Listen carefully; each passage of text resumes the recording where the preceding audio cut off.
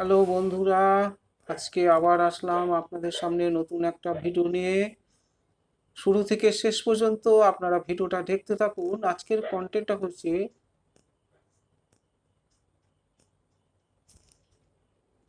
প্রভু ইচ্ছা করলে সব হবে। প্রভু যদি মনে করে যে এই কাজটা হবে, সত্যি সেই কাজটা হবে। আর প্রভু যদি মনে না করে যে সেই কাজটা হবে না, সত্যি সেটা হবে না। কারণ প্রভু হলো ঈশ্বরের একটা অংশ, অন্তর্যামী। কোন কাজটা দিলে আমাদের সত্যি সংসারটা পরিত্রাণ পাবে, উদ্ধার পেয়ে যাবে, হ্যাঁ, এবং কোন কাজটা করলে আমাদের জীবনে অমঙ্গল নেমে আসবে, সেই কাজটা করতে দেবে না। তা প্রভুর চরণতলায় ঠাঁই নেওয়া ভালো। প্রভুর দৃষ্টিতে যা ভালো হয় সেই কাজ করাই সব থেকে উত্তম। এখানে একজন ভাববাদী বলেন যে ঈশ্বর তোমায় ক্ষমা করতে চান। ঈশ্বর বলেছে যে তুমি যদি আমার দিকে ফেরো, তোমায় ক্ষমা করব। মানে তুমি যদি আমার দিকে ফিরে এসো, পাপ অপরাধ ছেড়ে ঈশ্বরের সরলতার পথে চলো, তাহলে আমি তোমায় ক্ষমা করব। এখনই তুমি ঈশ্বরের দিকে ফিরতে পারো। একটা জায়গা খুঁজে বার করো যেখানে তুমি ঈশ্বরের সাথে একা থাকতে পারো। তাকে বলো যে তুমি পাপ করতে চাও না। বলো যে তুমি ঘুরে দাঁড়াতে তার পথে চলতে চাও। আমরা ঘুরে দাঁড়িয়ে বলতে ঈশ্বরের বাক্য, ঈশ্বরের সরলতার পথে, ঈশ্বরের মানে কথা মতো আমরা চলতে চাই। তাই বলছে তুমি ঘুরে দাঁড়িয়ে তার পথে চলতে চাও। তোমার পাপের শাস্তির ভোগ করতে নিজের পুত্র প্রভু যিশুকে পাঠানোর ঈশ্বরকে ধন্যবাদ জানাও।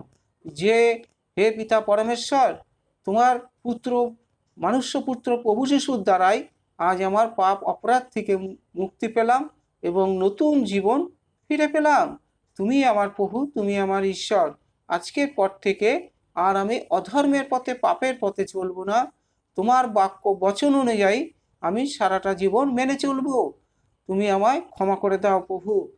এইভাবে কেউ যদি ঈশ্বরকে ধন্যবাদ জানায়, তাহলে তার জীবনে সব হবে। তাকে বলো যে যিশুকে আমি বিশ্বাস করি, তাকে পরিত্রাতা রূপে গ্রহণ করেছ। যিশুকে যে বিশ্বাস করে, তাকে পরিত্রাতা রূপে, পরিত্রাণ রূপে গ্রহণ করে, মানে করেছো। তোমার পাপ করার জন্য, মানে আমাদের শরীরে যে পাপ অপরাধ আছে, সেই পাপ ক্ষমা করার জন্য ঈশ্বরকে কৃতজ্ঞতা জানাও যে হে প্রভু ঈশ্বর, তোমার পুত্রর দ্বারা আজ আমার পাপ অপরাধ থেকে মুক্তি পেলাম, নতুন জীবন ফিরে পেলাম। আর আমাকে তুমি শুধরাও, আমার জীবনে আসো এবং আমাকে ঈশ্বরের সরলতার পথে গমনাগমন করাও, যাতে আমি সৎপথে, ধর্মপথে চলতে পারি। আজীবনকাল তোমার বাক্য বচন আমি পালন করে মেনে চলতে পারি। এই রকমভাবে কেউ যদি প্রভুকে খুব গণ্যমান্য ভক্তি শ্রদ্ধা করে, ঈশ্বরের উপরে নির্ভরশীল হয়, ঈশ্বরের বাক্য বচন তার অন্তরে থাকে, তাহলে তাকে কখনো আর পেছন ফিরে তাকাতে হবে না। কোনো অশুভ শক্তির শয়তান তাকে ডিস্টার্ব, ক্ষয়ক্ষতি বা তাড়না করতে পারবে না। কারণ ঈশ্বরের আশীর্বাদ যার মস্তকে থাকে, তাকে কখনো কেউ কোনোদিন হিলাতে পারে না। কারণ তার সাথে স্বর্গের দূত থাকে। পথে ঘাটে যেখানেই যাক না কেন, প্রভু বলেন তুমি স্থলপথে, আকাশপথে, নদীপথে, যে পথেই যাও না কেন, তুমি আমার কাছে যে দূত আছে, সেই দূত তোমার রক্ষা করবে। তোমার সম্মুখে বিপদ কখনো কোনোদিনই আসবে না। তাই পৃথিবীর যে প্রান্তেই আমরা যাই না কেন, যে কর্মই করি না কেন, প্রভু আমাদের রক্ষা করবে, পরিত্রাণ করবে। তাই প্রভুতেই বিশ্বাস করো, তার উপরে নির্ভরশীল হও। তাহলেই তোমার জীবনে দুঃখ, কষ্ট, অভাব, কোনো রোগ ব্যাধি তোমাকে স্পর্শ করতে পারবে না। প্রভুকে যে পরিত্রাণ রূপে, পরিত্রাতা রূপে গ্রহণ করে এবং ঈশ্বরকে যে বিশ্বাস করে, তার জীবন ধন্য হয়ে যাবে। হালেলুয়া। এর থেকে বড় বাক্য বচন আর কি থাকতে পারে? সুতরাং মানুষ্যকুলে জন্ম নিয়ে কেউ বলতে পারবে না বড়াই করে যে আমার জীবনে কখনো সংকট, বিপদ আসবে না। কখন আসবে, কি আসবে, কেউ বলতে পারে না।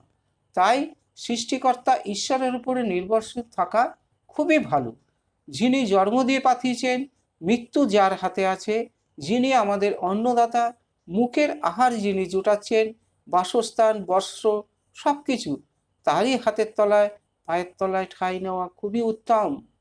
হালেলুয়া। তাহলে ভরসা বিশ্বাস তার উপরই রাখো যার কাছে পরিত্রাণ আছে।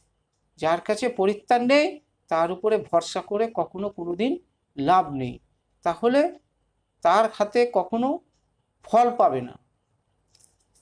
তাহলে আজকের ভিডিওটা এই পর্যন্ত। সবাইকে জয় যিশু। আপনারা ভালো থাকুন, সুস্থ থাকুন, এইটাই প্রভুর কাছে সদা সর্বদা মিনতি প্রার্থনা করি। আপনাদের জীবনে প্রভুর আশীর্বাদ যেন থাকে, সবসময় যেন প্রভু স্বর্গের দূত দ্বারা আপনাদের পরিত্রাণ করে।